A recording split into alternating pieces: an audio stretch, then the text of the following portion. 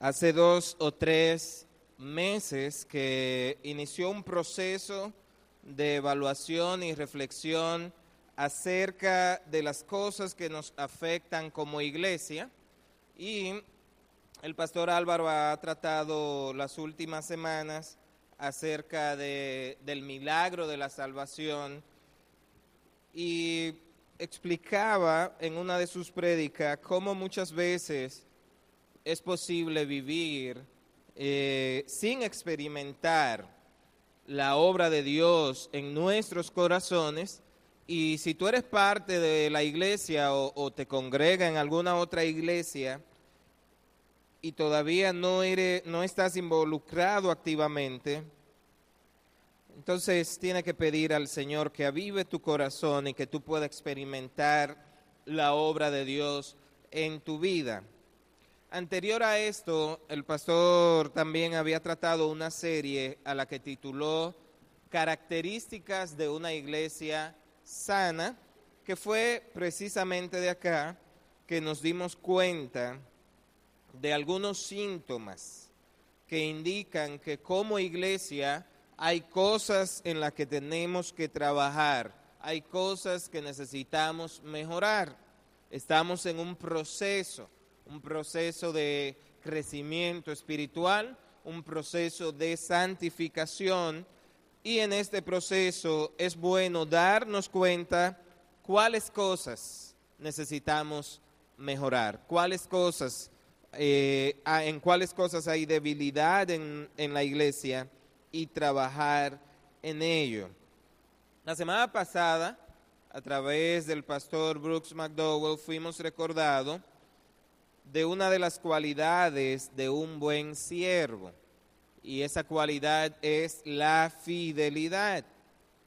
Ser un buen siervo, servir al Señor con fidelidad, individualmente y como iglesia, y al final, cuando estemos frente al Señor, ser recompensado de acuerdo a la fidelidad con la que hemos trabajado. Ahora, si se nos pidiera hacer un diagnóstico nuevamente acerca de la salud espiritual de la Iglesia Cristiana Oasis Santiago, ¿qué tú pudieras decir? ¿Qué pudieras decir a raíz de todas estas enseñanzas que hemos estado recibiendo los últimos meses? ¿Qué puedes decir de tu salud espiritual de manera individual? ¿Cómo te sientes? ¿Cómo estás delante de Dios? Probablemente tengamos que insistir que hay algunos síntomas en los cuales tenemos que enfocarnos. Así que el día de hoy vamos a volver a la carta de Pablo a los Colosenses y vamos a hacer un recorrido por 3-4 versículos de acá para recordar algunas cualidades que como iglesia debemos tener, y no solo como iglesia de manera colectiva, pero también como creyente de manera individual, algunas cualidades que caracterizan la madurez en una iglesia. En el capítulo 1, si usted lo abre, después de un breve saludo, Pablo les informa que él está intercediendo a su favor y hace una lista de lo que está pidiendo. Abra su Biblia si la tiene, en Colosenses, y vamos a estar leyendo en el capítulo 1, desde el versículo 3, dice: siempre orando por vosotros, damos gracias a Dios, Padre de nuestro Señor Jesucristo, habiendo oído de vuestra fe en Cristo Jesús y del amor que tenéis a todos los santos, a causa de la esperanza que os está guardada en los cielos, de la cual ya habéis oído por la palabra verdadera del Evangelio, que ha llegado hasta vosotros, así como a todo el mundo, y lleva fruto y crece también en vosotros desde el día que oísteis y conocisteis la gracia de Dios en verdad, como lo habéis aprendido de Epafras, nuestro consiervo amado, que es un fiel ministro de Cristo para vosotros, quien también nos ha declarado vuestro amor en el Espíritu. Por lo cual también nosotros, desde el día que lo oímos, no cesamos de orar por vosotros y de pedir que seáis llenos del conocimiento de su voluntad en toda sabiduría e inteligencia espiritual, para que andéis como es digno del Señor, agradándole en todo, llevando fruto en toda buena obra y creciendo en el conocimiento de Dios, fortalecidos con todo poder conforme a la potencia de su gloria, para toda paciencia y longanimidad, con gozo, dando gracias al Padre que nos hizo aptos para participar de la herencia de los santos en luz. Vamos a dejar acá, vamos a orar. Padre, sigue hablando a nuestras vidas. Tú has estado tratando con nosotros a través de las prédicas de las últimas semanas. Abre nuestro oído espiritual, abre nuestro corazón y que podamos ser no solo oidores, pero hacedores de tu palabra. Te lo suplicamos en el nombre de Cristo Jesús. Amén. El día de hoy nos vamos a enfocar del versículo 3 al 8, luego continuaremos con la demás parte, pero la primera parte que vemos acá en este capítulo es una acción de gracia. Pablo está orando y dentro de su oración él toma un momento para agradecer al Señor por la evidencia de la obra que estaba haciendo en la vida de los creyentes en la iglesia de Colosas. Pablo sentía gratitud a Dios, le expresa esta gratitud a Dios por la evidencia de madurez que habían alcanzado aquellos hermanos y los felicita porque han mostrado las características de 3 cualidades de las cuales hemos hablado bastante en esta iglesia, y estas características son fe, amor y esperanza. Mientras preparaba esta prédica, yo oraba al Señor y le decía: Padre, he hablado de esto antes, y este mismo año otras veces he compartido de estas cualidades, pero en esta mañana nuevamente vamos a tomar estos temas. El propósito es que nos enfoquemos en estas 3 cualidades, ya que precisamente a partir del ejercicio de evaluación que hemos hecho, podemos decir que, concluimos entre todo lo que participaron de la reunión, que es que si no todas de estas 3 cualidades, algunas de ellas están ausentes o se practican poco entre nosotros como iglesia. Así que vamos a insistir un poquito más. De hecho, hace unos meses yo compartía una prédica llamada el amor cristiano, un estilo de vida. Sin embargo, a pesar de lo mucho que hayamos hablado de esto, aún queda mucho por aprender de estos temas. Así que en cuanto a la primera cualidad, que es la fe, Pablo había oído acerca de la fe en Cristo que tenían los hermanos de la iglesia de Colosas y agradece a Dios por ella, pues esto incluye la confianza en la obra salvífica de nuestro Salvador, el reconocimiento de que Él es la cabeza del cuerpo que es la iglesia y que se manifiesta en el diario andar, estando plenamente confiados de que nuestro Dios es totalmente capaz de suplir nuestras necesidades y realizar sus propósitos en el mundo y en nuestras vidas. Ahora, como creyentes, nosotros estamos llamados a crecer en la fe. No estamos llamados simplemente a creer y a aceptar que hay un Dios. Estamos llamados a crecer en la fe, y este crecimiento es parte esencial del andar cristiano. La Biblia nos enseña que sin fe es imposible agradar a Dios, como nos dice Hebreos 11:6. Y en la segunda carta a los tesalonicenses, Pablo dice que su crecimiento, les dice que su crecimiento en la fe es un motivo para dar gracias a Dios. Pablo agradece a Dios por el crecimiento en la fe que han experimentado los hermanos de aquella iglesia. Así que, como vemos, podemos entender que la fe es un ingrediente no solo necesario, pero también primordial en la vida del creyente que desea agradar a Dios en su vida. El escritor a los Hebreos es quien más claramente nos habla acerca de lo que es la fe. En el versículo 1 del capítulo 11 de Hebreos dice: es pues la fe, la certeza de lo que se espera, la convicción de lo que no se ve.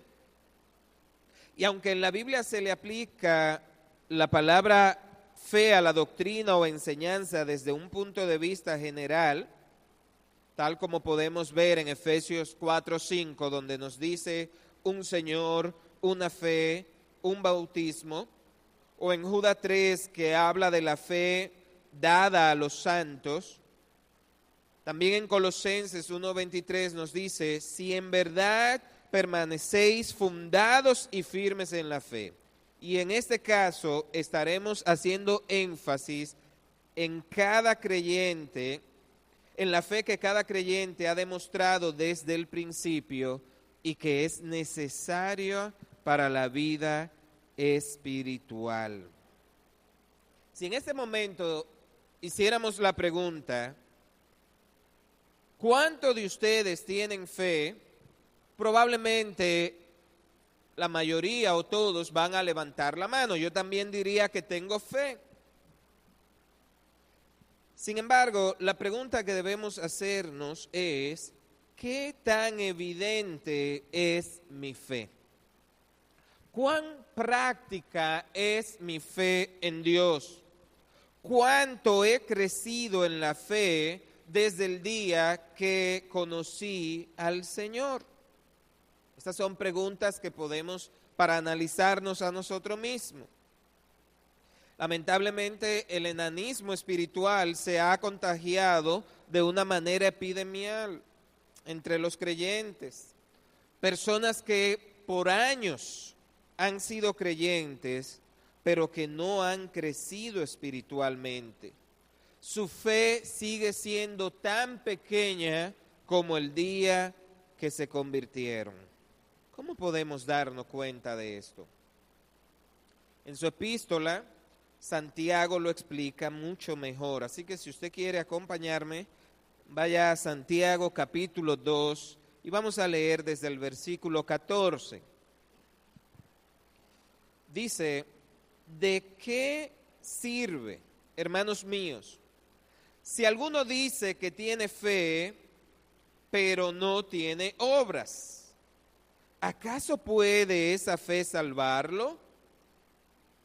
Versículo 15. Si un hermano o una hermana no tiene ropa y carecen del sustento diario, y uno de vosotros les dice: id en paz, calentaos y saciaos, pero no les dais lo necesario para su cuerpo, ¿de qué sirve? Así también la fe por sí misma, si no tiene obras, está muerta. Pero alguno dirá: tú tienes fe y yo tengo obras. Muéstrame tu fe sin las obras y yo te mostraré mi fe por mis obras. ¿Tú crees que Dios es uno? Haces bien. También los demonios creen y tiemblan. Pero, ¿estás dispuesto a admitir, oh hombre vano, que la fe sin obra es estéril? O, como lo diría la Reina Valera, la fe sin obra es muerta. Estas palabras son duras y nos hacen pensar y reflexionar. El comentario bíblico Mundo Hispano explica lo siguiente en cuanto a este pasaje. Esta advertencia de Santiago se relaciona con un sano entendimiento de la fe cristiana. Por su alto interés en la ética cristiana, pareciera que Santiago está más preocupado por las obras cristianas que por la fe. En esta sección, sin embargo, mostrará que solo un sano entendimiento de la fe puede complementarse con un sano entendimiento de las obras de amor cristiano. Los problemas que ha anotado y que seguirá anotando en estas advertencias, especialmente los relacionados con la hipocresía, la doble cara o el doble ánimo y la falta de amor y transparencia para con el pobre y el necesitado, parten de entender la fe como una mera declaración verbal, algo que se dice, que se declama, que se recita y nada más. Santiago quiere demostrar que la fe que se dice tener necesita una profunda correlación con la acción. Relación que si no existe pone en duda aún la propia existencia de la fe. Una fe que se declama pero que no se realiza en acciones de amor es una fe que no sirve, que está muerta en sí misma. Podemos decir que tengo fe. Tú puedes gritar, tengo fe.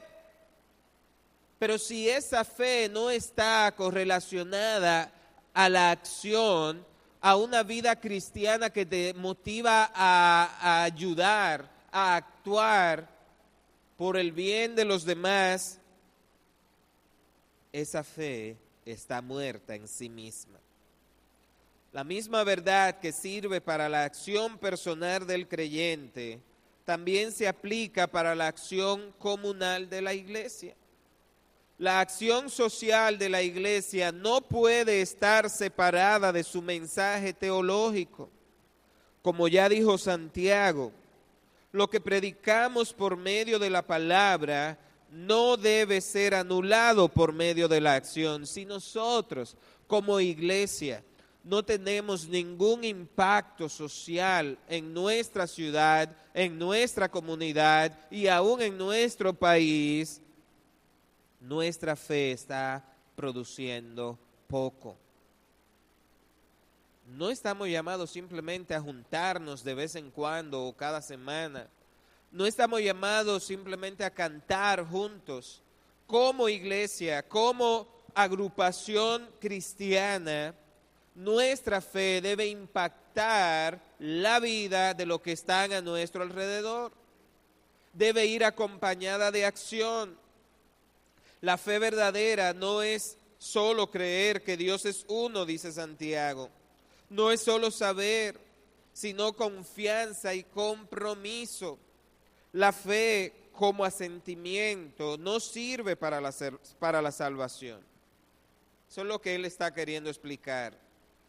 Por eso él dice, aún los demonios creen como asentimiento y tiemblan por causa de esa fe. Marcos 1:34 dice,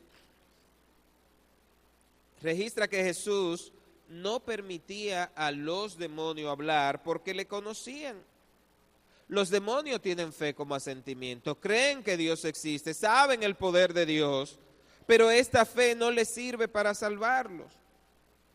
Por eso tiemblan, porque saben cuál es el futuro que les espera. Solo la fe como confianza que se manifiesta en las obras de compromiso es la que salva. Y obviamente esa no es la fe que tienen los demonios.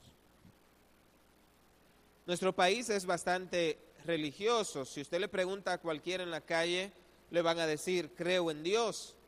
¿Tú crees en Dios? Sí, claro. Aún al que va en la calle tambaleando con una botella de ron en la mano, les pregunta, ¿tú crees en Dios? Sí, yo creo en Dios. Pero la fe que salva es una fe que va más allá del asentimiento. Es una fe que actúa. Santiago termina su sección con una nueva afirmación firme y tajante sobre la necesidad de demostrar la fe por las obras. Y esta vez va dirigida a un hombre vano. La palabra vano significa vacío, falto de verdad. Se le dice tanto de los lugares y las cosas que no contienen nada, como de las personas que no tienen nada, que vienen con las manos vacías, sin regalos, o metafóricamente de aquellos cuyos actos no resultan en nada productivo, que son vanos, sin efecto, sin fruto, y también de aquellos que no pueden demostrar los frutos de su fe. Eso sería una ofensa grande que te digan, tú eres un hombre vano, tú eres una persona vana, te están diciendo vacío, que no estás produciendo fruto, no estás dando nada. La afirmación está dirigida no solo a la fe, sino a la persona. Un hombre que tiene una fe vana termina siendo un hombre vano, afirma Santiago. Alguien que tenga como buena una fe muerta termina muriendo él mismo espiritualmente. Alguien que tenga una fe vana termina él siendo vano completamente, es decir, vacío. No tiene cómo apoyar, evidenciar esa fe que proclama tener. La fe sin obra está muerta, traduce la Reina Valera en el versículo 20, y la palabra que usa acá, en el idioma original, significa inactiva, una fe inactiva, que no trabaja, que no obra. Se usa para denotar las personas que no trabajan o que están desempleadas, en Mateo 23. También se utiliza en otra parte para denotar a las personas que no quieren hacer nada porque son vagos o haraganes. Y también en Pedro se usa para referirse a cosas que son inútiles, que no sirven para nada, que son ociosas. La fe sin obra es así, inútil, muerta, estéril, ociosa, no sirve para nada, no trabaja. Es casi un juego de palabras. La fe sin obra no obra, no sirve, no tiene efecto. No importa cuánto sepamos de la Biblia, ni cuántos años llevemos en la iglesia, si nuestras obras no evidencian nuestra fe. Así que piensa por un momento, ¿de qué manera se evidencia tu fe? ¿Has crecido espiritualmente desde el día que conociste al Señor? ¿Has adquirido un conocimiento más profundo de la voluntad de Dios? ¿Te deleitas en Dios y en conocer de Dios más que en otras cosas? ¿O simplemente es tu fe una fe de asentimiento? Es un buen momento para evaluar todo esto.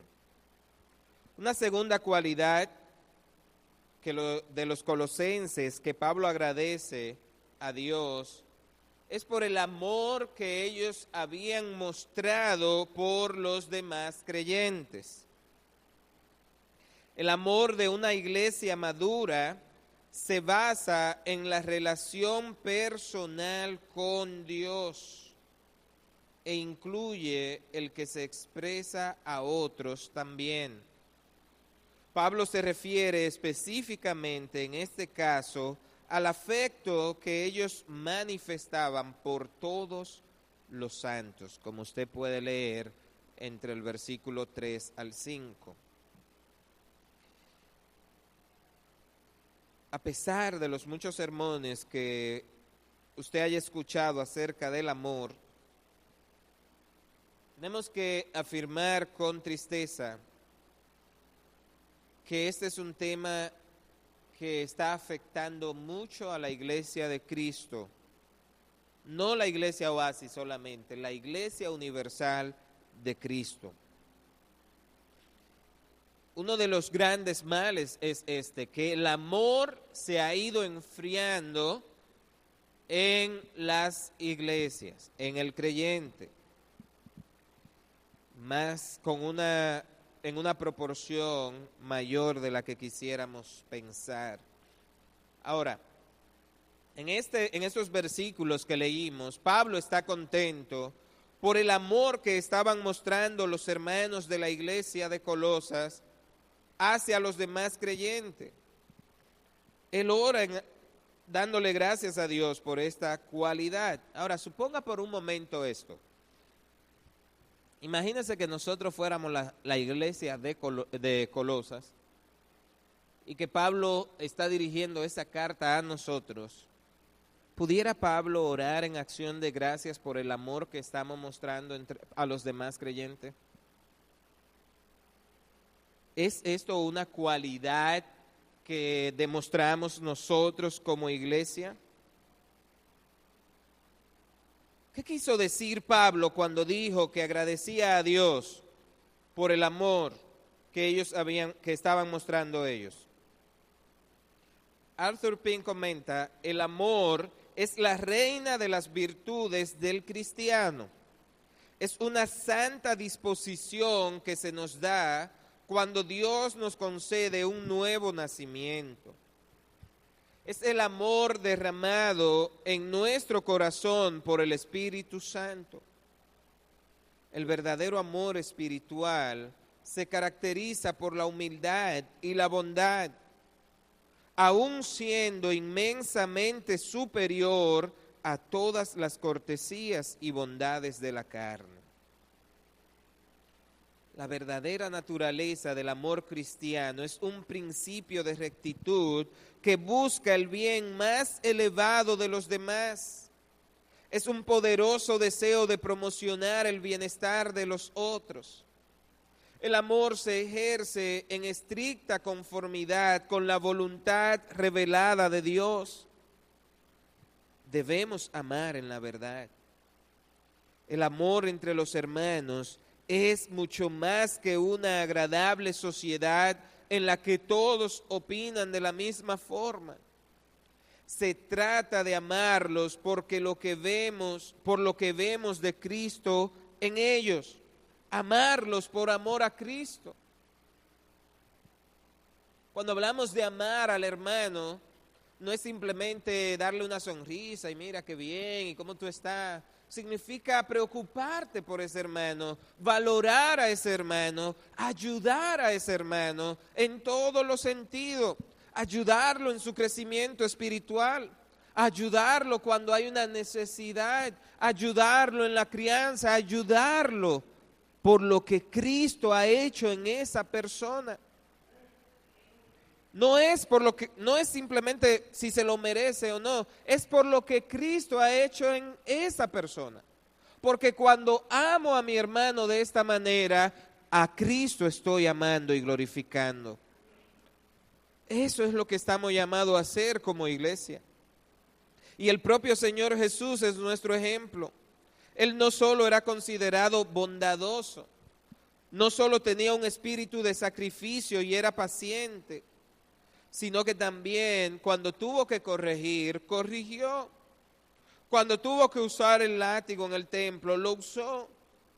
Cuando tuvo que regañar a sus discípulos, lo hizo.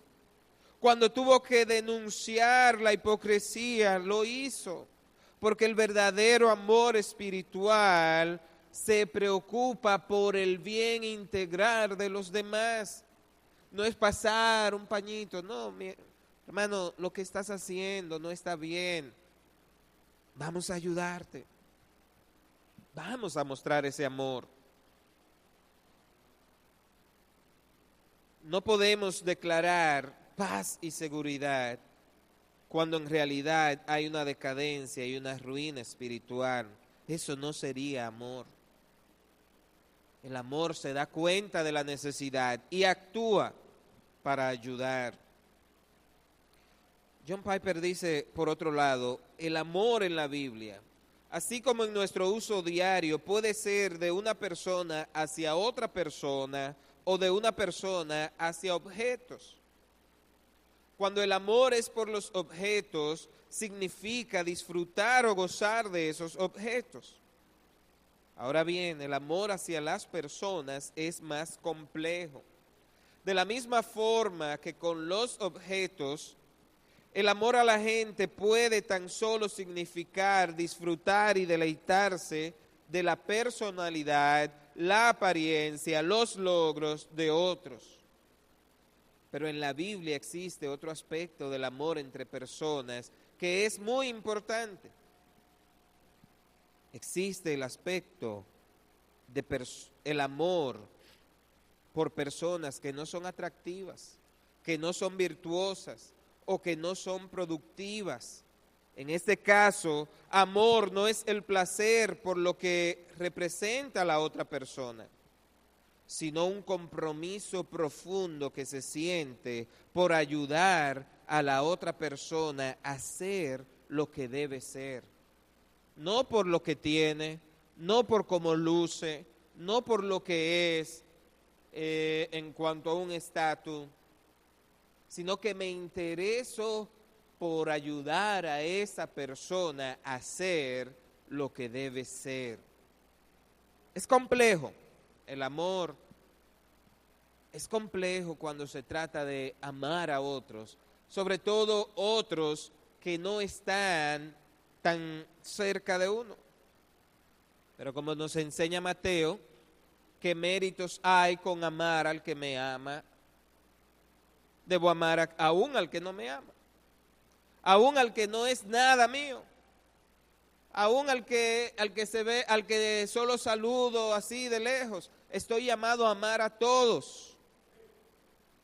Si una persona admira y adora a Dios y encuentra satisfacción refugiándose en su cuidado misericordioso, entonces su conducta hacia otros humanos reflejará el amor de Dios. Amar es mucho más que un sentimiento, es mucho más que palabra. Cuenta una anécdota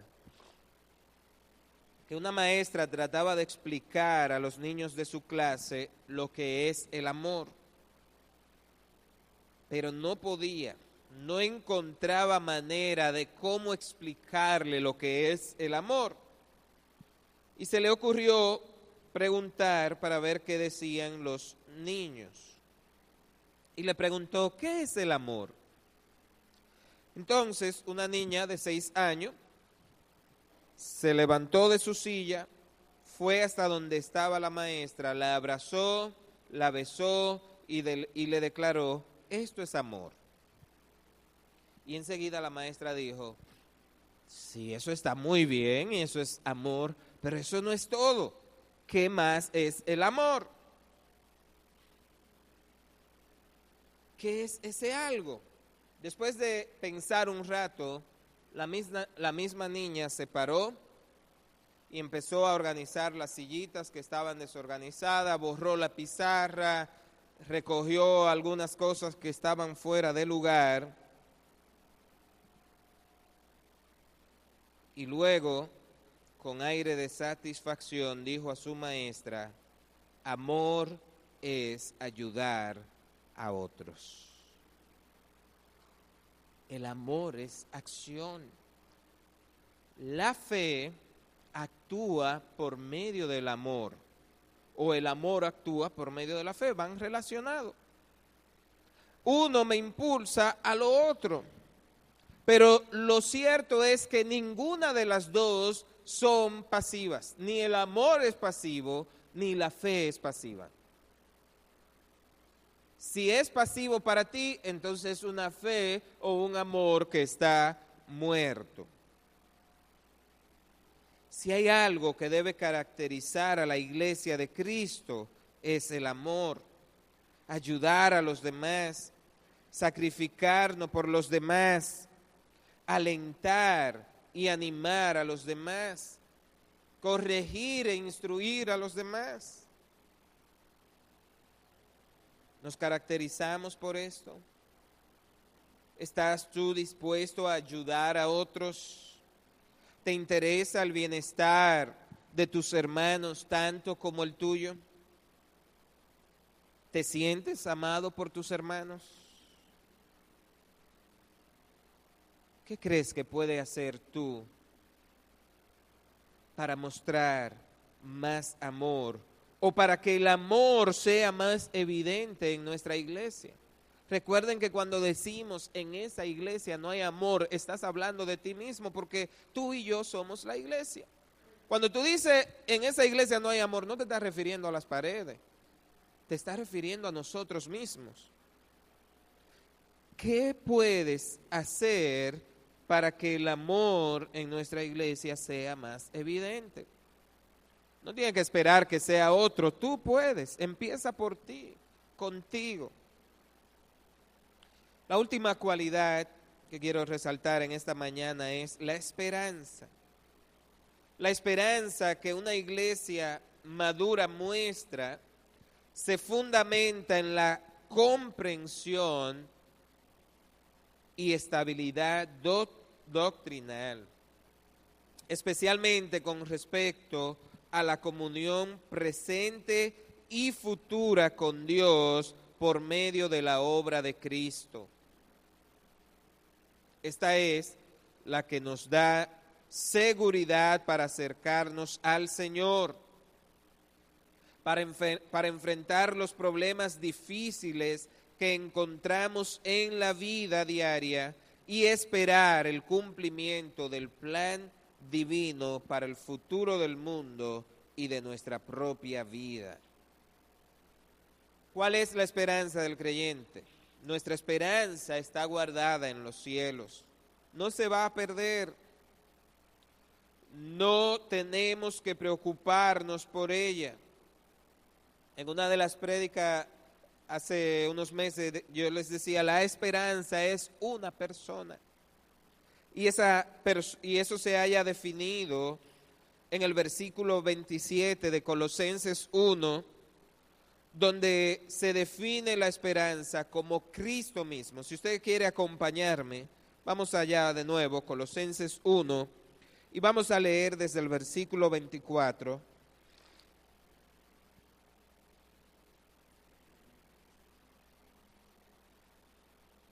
Dice, ahora me gozo lo que padezco por vosotros y cumplo en mi carne lo que falta de las aflicciones de Cristo por su cuerpo, que es la iglesia, de la cual fui hecho ministro, según la administración de Dios que me fue dada para con vosotros, para que anuncie cumplidamente la palabra de Dios.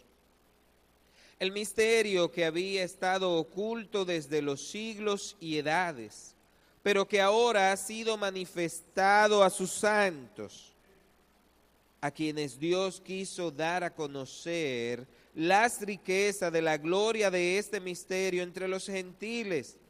¿Cuál es este misterio? Cristo en vosotros, la esperanza de gloria. Nuestra esperanza es el mismo Cristo. Al analizar este pasaje, quedan eliminadas de raíz esas nuevas corrientes de pensamientos que tratan de definir la esperanza como un positivismo o un optimismo vano. No te preocupes que las cosas van a cambiar, las cosas van a mejorar, dicen algunos.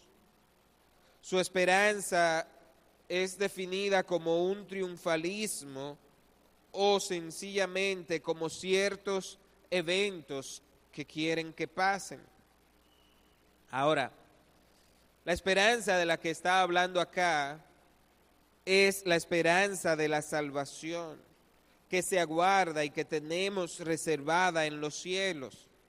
Y luego usted puede leerla más ampliamente en Romanos 8:24.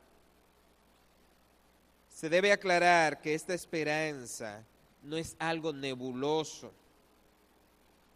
no es algo que aguardamos, ¿va a pasar o no va a pasar? No es algo incierto.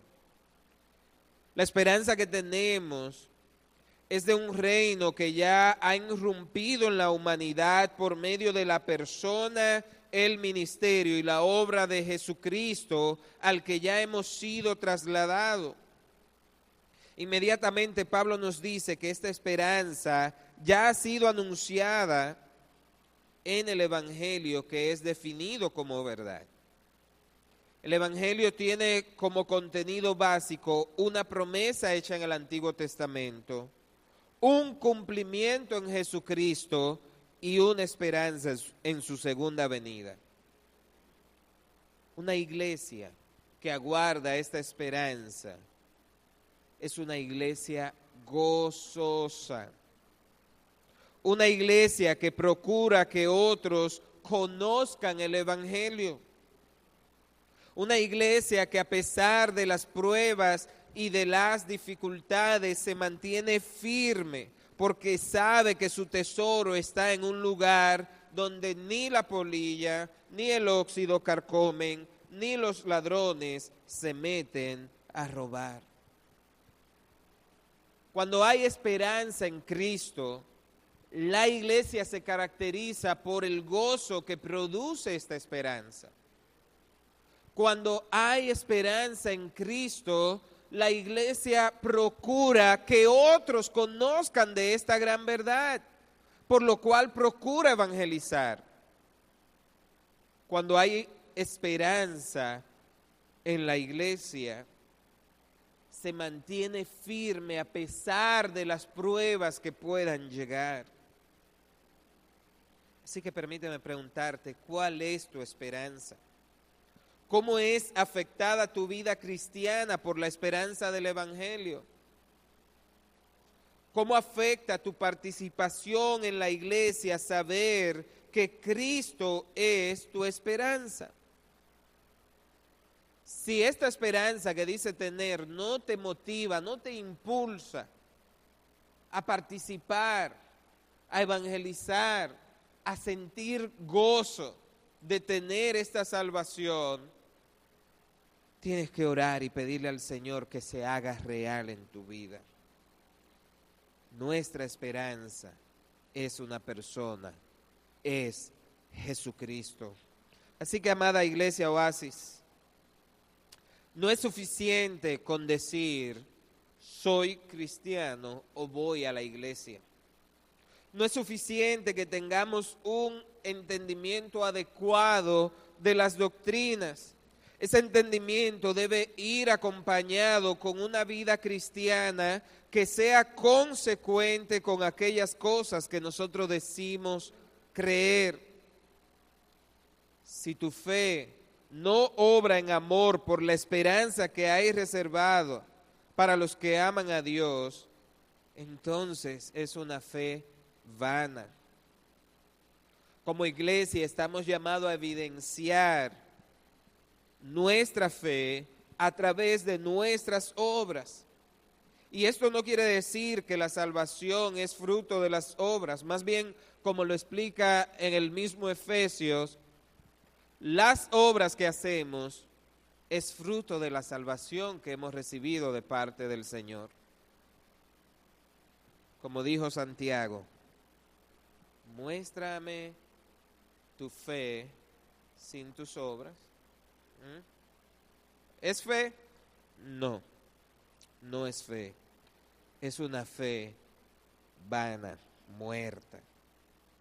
Si hay alguien acá en esta mañana que no ha experimentado estas cualidades de la cual he hablado en esta mañana, si hay alguien aquí en esta mañana que aún no ha iniciado una relación personal con Cristo, permíteme decirte, sin Cristo, tu fe es una fe inactiva, una fe vana. Por más que proclames y diga que tienes fe, si no tienes a Cristo en tu corazón, es una fe vana. Sin el amor de Dios en tu vida, cualquier obra que hagas no agrada a Dios.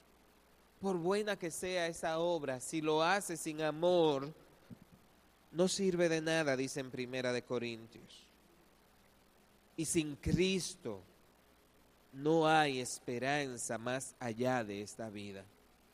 Así que si tú no has conocido a Cristo, permíteme decirte que Él quiere derramar su amor sobre todo aquel que cree en Él, concediéndole el don de la fe para que crea en Él y una esperanza segura de que un día estará por siempre con el Padre Celestial.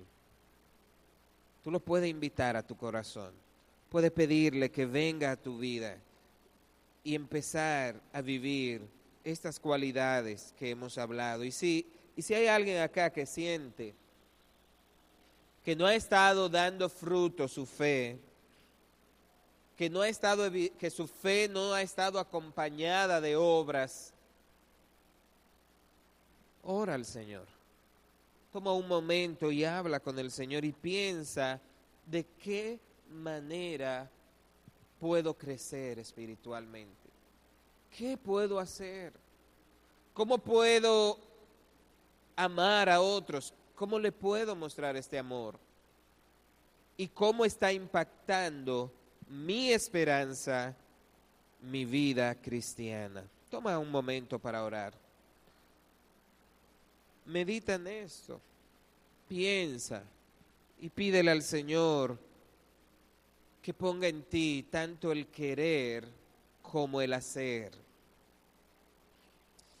Padre, tú nos has salvado y la fe debe producir en nosotros obrar.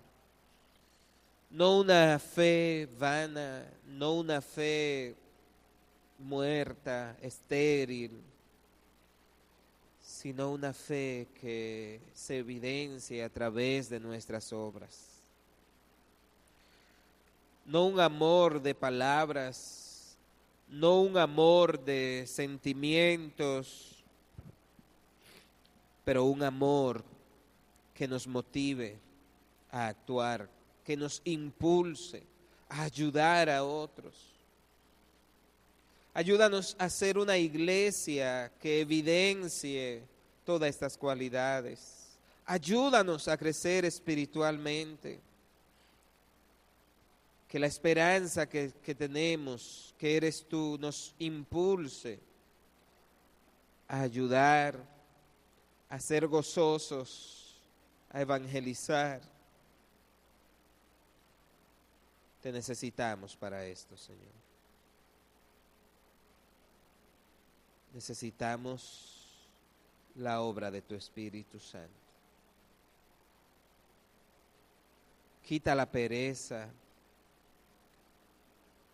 quita la vagancia, Señor. Aviva el amor en nuestros corazones. Señor, te necesitamos. Queremos expresar nuestra necesidad de ti en esta mañana. Ayúdanos, Señor. Ayúdanos.